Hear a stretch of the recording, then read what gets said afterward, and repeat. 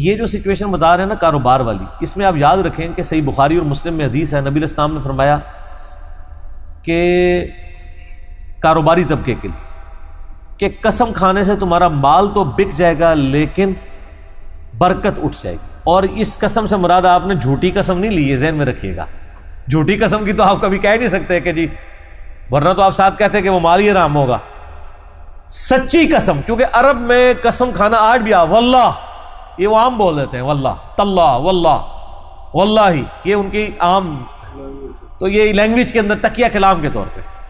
जिस तरह हमारे पंजाबी में कसमें, ये कसमें फिर भी बेहतर है कि उसमें इसमें अल्लाह का नाम नहीं, ये कसम शुमार नहीं होती। कसम किसी से ठुआए ना तो उसके कहे पूरी कसम खाए, अल्लाह की कसम। तो आप ये एक तौरिया भी कर सकते हैं, आप कसमें खाली कहते हैं तो कोई कसम नहीं है। लेकिन ये काम ना करें। बुखारी मुस्लिम में हदीस है कि कसम खाने से माल तो बिक जाता है लेकिन बरकत खत्म हो जाती है।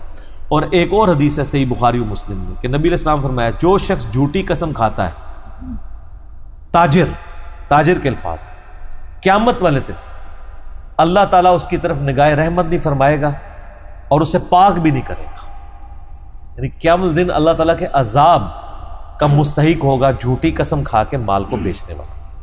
अब रह गए यानी इस तरह के इश्यूज कि एक बंदा सपोज 10,000 रुपये की चीज़ है वो बेच रहा है, उसकी अपनी कुव्वत खरीद जो है वो 8,000 रुपये की उसने खरीदी थी, अब बेच रहा 10 की है और अब गाहक मुतालबा कर रहा है कि नहीं तू मुझे बता के तूने कितने की ली है।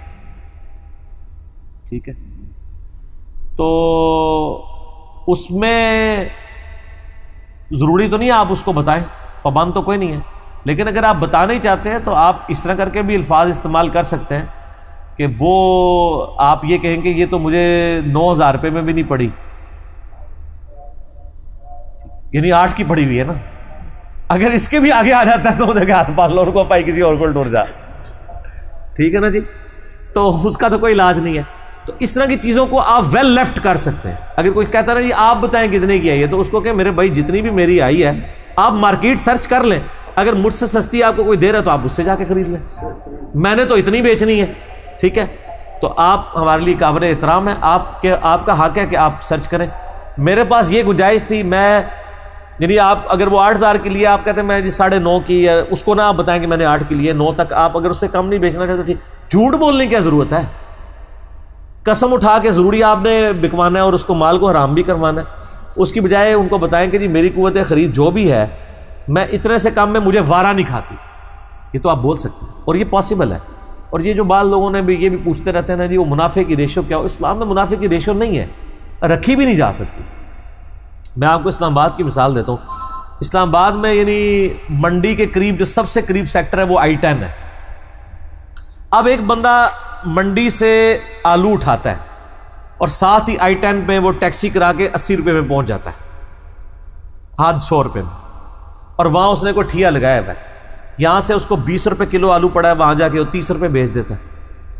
लेकिन एक और बंदा है जो उसी मंडी से वही आलू उठाता है 20 रुपये में और F11 में 400-500 रुपये टैक्सी वाले को किराया दे के पहुंचता है, तो उसको आलू कितने का पड़ गया। अब आप उससे तो एक्सपेक्ट ना करें कि वो भी 30 रुपये बेचे, या इवन I-10 में भी हो और उसने रेडी ना लगाई हो बल्कि वो एक दुकान का किराया दे रहा हो।